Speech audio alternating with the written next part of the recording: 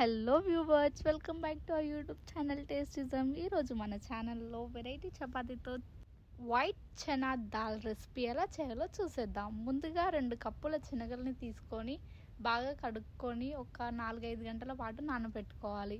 Stove వెలిగించి ఇప్పుడు నానబెట్టుకున్న శనగల్ని 1 టేబుల్ స్పూన్ సాల్ట్ వేసి బాగా ఉడికించుకోవాలి.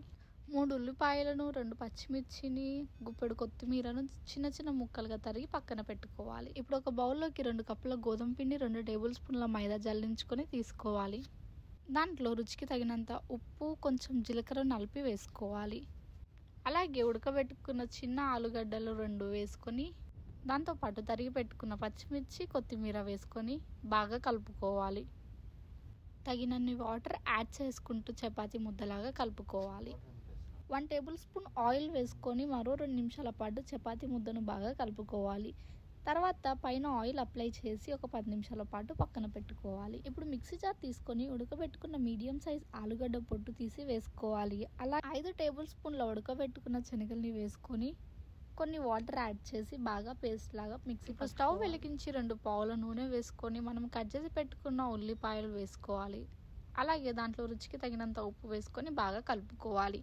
ఇప్పుడు ఉల్లిపాయలు కాస్త ఫ్రై అయిన తర్వాత 2 రెమ్మల కరివేపాకు వేసుకోవాలి. అలాగే మిక్సీ పట్టుకున్న ఆలుగడ్డ మిశ్రమాన్ని కూడా వేసుకొని బాగా కలుపుకోవాలి 2 నిమిషాల పాటు. తర్వాత 1/2 టేబుల్ స్పూన్ పసుపు, 2 టేబుల్ స్పూన్ల కారం వేసుకొని బాగా కలుపుకోవాలి.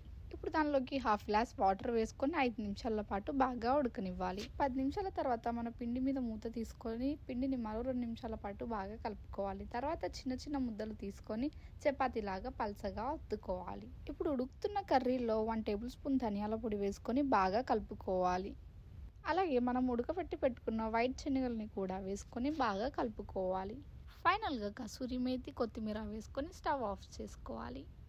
ఇప్పుడు స్టవ్ వెలిగించి ప్యాన్ పెట్టుకొని మనం చేసుకున్న చపాతీలకు ఆయిల్ అప్లై చేస్తూ 2 సైడ్స్ మంచిగా కాల్చుకోవాలి. అంతేనండి, ఎంతో రుచికరమైన chapati with white Sanagala curry ready.